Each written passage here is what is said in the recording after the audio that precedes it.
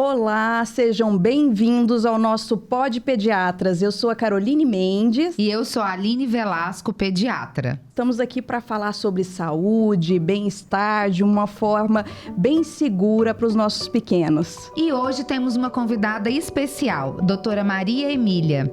Ela é médica cardiologista, referência nacional e internacional nos estudos sobre espiritualidade, sentimentos e seu impacto na saúde cardiovascular e global. Ela é graduada em medicina pela Universidade Federal de Goiás, junto comigo, da minha turma, inclusive.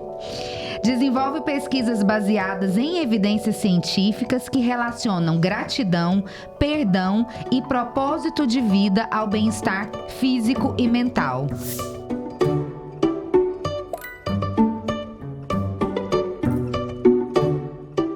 Maria Emília, muito bom te rever, muito bom te encontrar aqui hoje com esse propósito comum. Quero te agradecer muito em nome do Pod Pediatras e queria que você se apresentasse, contasse um pouco da sua história. Explica para as pessoas que estão nos ouvindo como que surgiu esse direcionamento, esse propósito sobre a espiritualidade e os sentimentos. Muito obrigada ao Pod Pediatras, a Carol, a Aline, pelo convite, a toda a equipe. Muito bom revê-la, depois de quase 20 anos de formados, estamos aqui juntas, né? Não podemos falar muito sobre isso. Mas é muito bom estar aqui. Obrigada pelo convite, me sinto muito honrada. Muito bem. Nós que estudamos medicina, somos médicas, sabemos que as doenças têm a sua fisiopatologia, ou muitas das doenças têm sua fisiopatologia bem conhecida, com tratamentos bem estabelecidos para a grande maioria das doenças, mas ainda assim existem lacunas. Mesmo com todo o conhecimento já estabelecido das causas das doenças e do seu desenvolvimento e de tratamentos, muitas vezes nós ainda nos deparamos com lacunas que apesar da terapêutica instituída, seja ela com medicamentos ou não, conseguimos já a redução de morbidades e mortalidade há muito tempo, mas, naturalmente, não reduzimos de modo completo e nem temos essa perspectiva. Mas, mais do que isso, o ser humano ainda padece, desde a infância, durante toda a vida, na adolescência, adultos e terceira idade, ainda existem lacunas não preenchidas nesse processo de saúde e adoecimento. Então, tem muita gente no Brasil e no mundo inteiro estudando esse tema de saúde e espiritualidade e trazendo hipóteses bem plausíveis de que aí, nesses aspectos de sentimentos e de bem-estar espiritual, nós podemos encontrar preenchimentos para algumas dessas lacunas nesse conhecimento da medicina. Então, foi daí que surgiu essa ideia. Não sou pioneira, estou só seguindo um caminho que outras pessoas já vêm desbravando há um bom tempo em todo o mundo. Eu queria saber um pouquinho sobre como que surgiu esse link entre a ciência e a espiritualidade. Nós sabemos que a medicina que nós praticamos de modo ideal ou adequado, ou até mesmo correto, seria baseada em evidência científica, ou seja, nós precisamos estudar aquilo que comprovar o que não faz mal e aquilo que faz bem, que são coisas diferentes. E, para isso, existe o método científico já bem antigo, bem estabelecido, e, a despeito de poder-se ter muitas críticas a ele, ainda é o melhor instrumento que nós temos para validar a nossa prática clínica. Então, para que eu possa abordar isso no meu consultório, vocês possam abordar isso no trabalho de vocês, nós precisamos submeter a esse crivo da ciência, para que eu não faça mal ao meu paciente e ainda faça bem a ele. Por isso, nós desenvolvemos instrumentos para fazer essa testagem. Porque, convenhamos, não é algo palpável, tangível, é mais difícil. Então, nós precisamos desenvolver métodos de intervir nesse paciente, estimulando esse bem-estar espiritual, esses sentimentos, e precisamos ver se essa intervenção é capaz de trazer benefícios. e temos visto, até o momento, muitos estudos de observação antes disso. A gente olha, será que esse grupo que está com melhor bem-estar espiritual é um grupo que tem melhores desfechos em saúde? Parece que sim. Vamos testar? Vamos. A gente vai daí para os ensaios clínicos randomizados, etc. E é aí que o estudo do meu doutorado entrou, fazendo ensaio clínico randomizado nessa área. Então, foi a partir das hipóteses vistas por muitos estudos observacionais que nós resolvemos fazer essas intervenções e, felizmente, colhemos resultados bem interessantes. A gente pode dizer, então, que a espiritualidade ela é uma estratégia complementar da medicina? Sem dúvida. A gente não pode, em hipótese alguma, substituir uma terapêutica, um tratamento, um medicamento, um hábito de vida, todos já comprovadamente eficazes, por espiritualidade, por estímulo a sentimentos. Nós podemos complementar. Isso pode prevenir doenças, isso pode trazer melhora em doenças já estabelecidas e isso pode trazer benefícios outros. Por isso, a gente institui junto com o que já está em uso. E quem sabe ali na frente a gente tem uma melhora de algumas coisas e aí cada médico vai saber guiar seu paciente. E levando um pouquinho para a sua área, na cardiologia, nos fale um pouquinho sobre o que você tem percebido em utilizar a espiritualidade dentro da cardiologia. Olha que interessante. Vou citar o estudo que eu falei que foi o meu doutorado e que teve um alcance bem interessante no Brasil e até fora do Brasil, em que nós conseguimos, através do estímulo de sentimentos, bem-estar espiritual, perdão, gratidão, otimismo e propósito de vida, nós obtivemos uma melhora significativa da pressão arterial desses pacientes, em comparação com outro grupo que não teve esse estímulo. E tivemos uma melhora da saúde dos vasos sanguíneos, da saúde endotelial. Então, parece haver um benefício. Um estudo ainda pequeno, mas que leva a um reforço dessa hipótese de trazer benefício. Então, a partir disso, mas não só por isso, eu sempre tento abordar com os meus pacientes no consultório sobre como eles estão. É uma pergunta tão simples, não tem um método pré-estabelecido. Existem questionários para isso, mas os questionários são muito formais e eu deixo mais para pesquisa. Mas eu pergunto para aquele paciente que está ali, como é que você está? Você está bem? Mas você está bem de verdade? Então, para os colegas médicos, para todo mundo que nos ouve, para a prática clínica, gente, pergunta para o paciente, você está bem? Mas você está bem de verdade? E vai perguntando, como é que está você aí dentro de você, pessoalmente? Como é que está a sua vida familiar, sua vida profissional, com seus amigos? Muitas vezes, esse paciente só precisa desse contato, dessa abertura médica para entregar um monte de informações e que até facilita o nosso trabalho. Porque a gente colhe ali muitas informações que nos ajudam a guiar a nossa terapêutica. Às vezes a pressão subiu por uma crise de ansiedade. E aí não é um tratamento da hipertensão que vai resolver a base do problema desse paciente. Olhar para aquele ser humano, tentar fazer ele entender o que está acontecendo na vida para resolver. Exato. Eu acho que é isso, né, doutora? Sem dúvida. Maria Emília, e o propósito de vida? Porque a gente tem ouvido tanto falar de propósito de vida. Eu gosto de ouvir alguns podcasts e a gente escuta, você tem que estabelecer seu propósito de vida, você tem que estabelecer um ideal. Às vezes vira até uma cobrança, uma autocobrança, né? Será que eu já estabeleci o meu propósito de vida? E como que esse propósito de vida se correlaciona com a longevidade e a saúde de uma forma global? Eu vou me permitir usar um sinônimo, o termo propósito de vida, que é sentido de vida. Quem trabalhou muito isso foi um colega nosso, médico psiquiatra Viktor Frankl, austríaco, nascido na Áustria, no começo do século passado. E ele traz essa teoria filosófica de que todos nós temos algum propósito na nossa vida. E basta nós olharmos, buscarmos, isso é inato, isso não está fora, isso está dentro da gente. E nós temos mesmo propósito de curto prazo, por exemplo, que eu vou fazer amanhã. E propósito de longo prazo, realmente um sentido para a minha vida. E ele diz que todos temos, mas nós temos que procurar. E habitualmente esse sentido está fora e não dentro, ou seja, eu fazer algo para fora, pelo outro e não só por mim. E para quem diz que já ouvi que essa teoria pode ser muito fácil de falar, mas difícil de praticar, Viktor Frankl, nascido no começo do século passado, na Áustria, judeu. Vocês já imaginam o que aconteceu.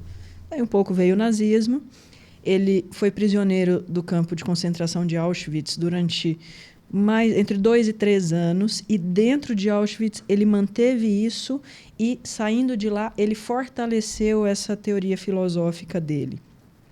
E lá ele trabalhava na prevenção ao suicídio daqueles que não aguentavam mais prisioneiros e queriam se suicidar, e ele encontrou sentido na vida ali naquela situação extrema. Então, sim, nós temos propósito de vida, existem estudos relacionando, observacionais, relacionando quem tem mais bons propósitos de vida com mais longevidade. Como diz um dos meus amigos, um dos meus orientadores, todos nós um dia vamos embora, mas nós podemos reagendar a data de ir embora. Então, ter bons propósitos de vida é uma forma de reagendar essa data de ir embora daqui. Que lindo isso! E falando um pouquinho sobre esses sentimentos, doutora, vamos falar um pouquinho sobre gratidão, né? Um sentimento tão nobre, e o perdão. Interessante. Esses dois são muito estudados, a influência deles na nossa saúde cardiovascular. Deles, o perdão parece ser o mais estudado. Nós temos um termo muito... O que nós temos para estudar, a gente precisa de questionário, porque a gente não tem como mensurar o perdão, a gratidão. Então, nós temos um questionário de propensão ao perdão. Por que propensão? Porque eu só vou saber se eu vou perdoar mesmo na hora da situação, do vamos ver. Então, mas nós temos estudos relacionando propensão ao perdão com menor risco de infarto. Nós temos estudos relacionando gratidão com menores níveis pressóricos, menor prevalência de hipertensão em pacientes mais propensos a isso. Então, são sentimentos de fato benéficos quando colocados em prática. Sobre o perdão, tem uma teoria interessante. Existem estudos separando o perdão em 3 tipos diferentes. O perdão condicional é aquele assim: eu só perdoo fulano se ele vier ajoelhar no milho e me pedir perdão. Existe um outro tipo de perdão que é o perdão decisional. Eu decido perdoar alguém que me ofendeu. E, por fim, o perdão emocional. É aquele em que eu realmente mudo o meu sentimento em relação àquela pessoa que me ofendeu. Quando comparados 2 ou 3 deles, perdão condicional e decisional não parecem ter muito benefício na saúde. Ou seja, eu preciso transmutar sentimentos ruins dentro de mim por sentimentos bons, e aí existe benefício. É como se transferisse aquele sentimento de raiva por algo bom. Exatamente. Né? E por falar em raiva, tem estudos bem interessantes mostrando como ela afeta o nosso coração. Posso citar um estudo? Claro, por favor. Um estudo pequeno em que pacientes já com doença coronária, já com risco de infarto, ou até já infartados, não vou saber isso, mas já sabidamente portadores de doença coronária, foram submetidos a uma cintilografia, e a cintilografia é um exame provocativo de isquemia. Para o público que vai nos assistir, é um exame em que nós tentamos provocar um infarto, mas em ambiente controlado. A cintilografia pode provocar esse estresse cardíaco com esforço físico, correr na esteira, ou com medicamento. Nesse estudo, a provocação de isquemia não foi com esforço físico nem medicamentoso, foi com provocação de raiva. Bingo, brilhou a cintilografia, apareceu isquemia na cintilografia desses pacientes. 17 pacientes pegaram esse grupo que positivou a isquemia na cintilografia, provocada por raiva, e dividiram um grupo. Metade foi para terapia para o perdão, daquilo que provocou raiva, e outra metade foi para terapia tradicional. Vejam que é um grupo que fez terapia. Depois de 10 semanas, foi reavaliado. O grupo de terapia para o perdão teve uma melhora significativa da carga isquêmica em relação ao grupo que fez terapia. Ou seja, a raiva provocou isquemia. Pode se infartar de raiva? Pode. Parece que sim. Posso melhorar isso? Posso, perdoando aquilo que me deu raiva. Fantástico. Por 10 semanas. Quanta gente está carregando raiva há anos dentro de si, fazendo mal para si mesmo. Se adoecendo, né? Se adoecendo. Reagendando para mais breve a partida, adiantando a partida. Infelizmente. A gente falou, então, de ciência, né? A gente falou dos benefícios, entendemos um pouco sobre esses sentimentos. Traz pra gente como que nós podemos colocar isso na prática. A espiritualidade, os bons sentimentos, como que a gente pode exercitar isso para fazer essa transformação de fato. Eu acho isso bem difícil. Eu sempre falo isso para os meus pacientes. Colocar esses aspectos do bem-estar espiritual, dos bons sentimentos e retirar os ruins da nossa vida, É uma tarefa árdua, convenhamos. Árdua. Acho que até mais difícil do que ter uma alimentação saudável, mais difícil do que fazer o exercício regularmente. Porque mudar sentimento dentro da gente ultrapassa a racionalidade. Controlar sentimento é muito difícil. Mas eu acho que exatamente por ser muito difícil, demanda um esforço adicional. E como eu sempre digo, várias teorias filosóficas e religiosas nos ensinam isso há muito tempo. Séculos, milênios. Se a gente não fez porque essas teorias nos pediram para fazer e nos orientaram a fazer, quem sabe a gente agora não é um pouco egoísta e faz porque a gente quer viver mais e com melhor qualidade de vida. Porque uma vez que existe benefício no controle da pressão, controle de colesterol, diabetes, naturalmente, o risco de infartar reduz, o risco de ter um AVC reduz. Então, eu posso não só viver mais, como viver com melhor qualidade de vida. Não é isso? E essa prática tem que ser ativa. A gente não pode esperar fulano vir me pedir perdão para eu perdoá-lo. Eu perdoo dentro de mim. Não importa. O que fulano faz é dele, mas o que eu faço é meu. E eu carrego as consequências daquilo que eu faço comigo mesma, né? Sabendo que é ciência, até a gente vai lá, né, Aline? Vamos resolver isso logo para a gente viver mais. Já que a ciência comprovou... Que a ciência comprovou, a gente não pode discutir. Vamos perdoar, vamos perdoar mais. Deixa eu te perguntar uma coisa, que eu acredito que as pessoas que estão nos ouvindo vão... E talvez isso aconteça também no seu consultório, como você falou que você recebe vários tipos de busca no seu consultório. A questão da religiosidade... ela está envolvida nesse processo ou é possível que sejam coisas separadas? Porque a gente sabe que a espiritualidade, ela não depende de uma escolha religiosa, né? Existem várias pessoas que são religiosas e às vezes não exercitam a sua espiritualidade e ao contrário também é verdadeiro. Existem pessoas que exercitam as suas práticas, são espiritualizadas, como a gente fala, praticam bons sentimentos e não necessariamente estão dentro de uma instituição religiosa. Mas essa é uma busca que acontece muito para você por trabalhar com a questão da espiritualidade e a fé está muito ligada a isso? Sim, mas veja bem, nós estamos falando de um assunto que quem falou até hoje foi a religião e a filosofia. Convenhamos que a medicina não teve um olhar para isso até hoje. A ciência, de modo geral, não teve. Então, são assuntos intrincados, ligados, mas, interessantemente, quando nós tentamos separar esses temas de bem-estar espiritual, sentimentos, de religiosidade, nós vemos diferença nos desfechos, nos resultados. Então, no estudo do meu doutorado que eu citei, nós fizemos subanálises dos dados e fizemos subanálise de religiosidade. A religiosidade não trouxe nenhum tipo de benefício nem malefício, ou seja, foi neutra em relação àquele... Não teve estímulo de religiosidade. Mas quando questionado sobre aspectos de religiosidade, um questionário validado, ela foi neutra naquele participante, enquanto sentimentos foram benéficos. Principalmente o perdão. Foi o principal sentimento capaz de trazer esse benefício. Citei há pouco um estudo sobre propensão ao perdão reduzir o risco de infarto. Esse mesmo estudo questionou sobre religiosidade. Religiosidade foi neutra. Ter práticas religiosas não trouxe benefício, não trouxe malefício também. Maior propensão ao perdão foi relacionada ao menor risco de infarto. Então, nós inferimos que ter a ritualística religiosa, ter a sua religião, pode ser benéfica, talvez se levar a ter essa prática de bons sentimentos e manejo dos sentimentos ruins. Mas a prática por si só, a religiosidade organizacional, ou seja, a frequência àquele templo religioso, pode trazer benefícios, mas por si só não necessariamente. A fé pode trazer benefícios, mas pelo que ela faz dentro da gente, por como a gente põe isso em prática, e não pelo simples fato de estar ali presente, entendeu? Entendi. Então, outra coisa, falando agora para os médicos que nos ouvirem, existe uma diretriz brasileira, da Sociedade Brasileira de Cardiologia, Diretriz Brasileira de Prevenção Cardiovascular, de 2019 que aborda amplamente esse assunto de espiritualidade e prevenção cardiovascular.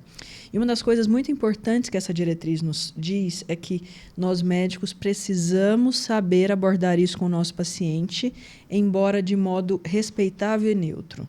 Nenhum de nós tem o menor direito de prescrever religião, de prescrever prática religiosa, de prescrever moralismo. Sim. Nós temos que, pelo contrário, nos abrirmos para receber o que aquele paciente tem para nos entregar e sabermos conduzir com respeito e neutralidade dentro do mundo daquela pessoa. Entendeu? Isso é muito delicado. É uma linha tênue, né? Muito. E puxando o peixe aqui para nós, né, na pediatria, antes da gente começar o Pod Pediatras, a gente conversou que no congresso foi abordado, de pediatria, né, foi abordado sobre a espiritualidade. Eu queria saber aí o que você falaria para os pais que estão nos assistindo, né, de estímulo para essas crianças com relação à espiritualidade. Sim, esse tema foi abordado em um congresso de pediatria no ano passado. Antes de eu falar, eu vou devolver uma pergunta para vocês. Como é o processo de formação da personalidade, das características de um indivíduo, desde a sua infância? Como é que vocês consideram em que fase essa personalidade ainda pode ser moldada? Em que fase ela já está mais ou menos estabelecida? Em que fase os ensinamentos dos pais ainda são bem absorvidos? Como é que é isso para vocês? Aline, na fase pré-escolar, né? A gente entende que na primeira infância, a primeira infância vai até os 6 anos normalmente, mas fala-se até os 7. Uhum. A gente entende e a gente até escuta isso, mas eu já escutei isso também muito em muitas questões religiosas, nessa questão que você falou, da gente às vezes fazer essa mistura da ciência, filosofia e fé. Então, é a fase que a criança, é como se os canais estivessem mais abertos para absorver a formação, independente de religião, mas a formação moral, a prática, o que ela vivencia, o que essa criança experimenta com os pais, as vivências do dia a dia, porque as crianças, os pais são espelhos normalmente, né? Elas são esponjas também, então elas absorvem muito mais com o exemplo que elas vivenciam do que com o que a gente fala para elas. Às vezes o que a gente fala não absorve quase nada, né? Principalmente na primeira infância. Então a gente considera que essa fase da primeira infância, até mais ou menos os 6, 7 anos de idade, é a fase mais propensa para esse tipo de aprendizado. Para mais ou menos moldar valores naquela criança. Exatamente. Né? Os exemplos, né, de moral, de caráter, de personalidade, esses exemplos são mais assimilados nessa fase. Muito bem. Então, veja bem. Outro dia escutei num congresso de cardiologia adulta que a ateromatose, o desenvolvimento de placas de gordura nas artérias, já é um problema do pediatra. Nós começamos a desenvolver a ateromatose na infância e adolescência. Não é verdade? Nós aqui, na idade que nós estamos, nós já devemos ter nossas plaquinhas de gordura. Nossas placas formadas. E esse desenvolvimento dessas placas, ele tem fator genético, mas ele tem influência de várias outras doenças. Do ambiente. Será que se eu começar... Eu não tenho filhos, mas, enfim, será que se os pais, desde a infância, da primeira infância, começarem a ensinar essa criança que ela vai ser muito melhor na vida dela, muito mais saudável, perdoando mais? Porque, veja bem, nós temos uma cultura em que, assim, eu não perdoo fulano enquanto ele não vier me pedir perdão. Fulano errou comigo, eu me recuso a perdoar. Uma coisa de um orgulho. Isso é imperdoável. Isso é imperdoável. Essa criança vai aprender isso, ouvindo isso dentro de casa. Será que se nós colocarmos esses valores nas nossas crianças desde o início, desde de bebês, de começarem a compreender o mundo, nós não podemos desenvolver indivíduos mais saudáveis, podemos desenvolver indivíduos mais socialmente felizes, longe de embates, mais propensos a esse perdão, mais gratos à vida, ou seja, capazes de ter melhores relacionamentos sociais. E outra coisa, por outro lado, criança influencia os pais também. Filho é capaz de influenciar os pais. E se os pais ouvissem mais essas crianças que muitas vezes carregam uma pureza dentro delas e falam, mas por que fazer isso, papai, mamãe? Enfim, eu acho que se nós começarmos a falar disso desde a infância, e eu acho que dentro de casa e fora, nas escolas, nesses locais, será que nós não teremos gerações mais saudáveis, com menos ateromatose, com menos hipertensão, com menos tanta coisa? E mais do que isso, socialmente mais felizes? É uma grande interrogação. E do jeito que a gente ensina para os nossos filhos que é importante se alimentar bem, que é importante fazer atividade física, a gente também deve, precisa e pode ensinar para os nossos filhos que é importante cultivar bons sentimentos. A gente falou muito isso dos sentimentos aqui no episódio sobre educação emocional, que foi o último episódio que a gente teve.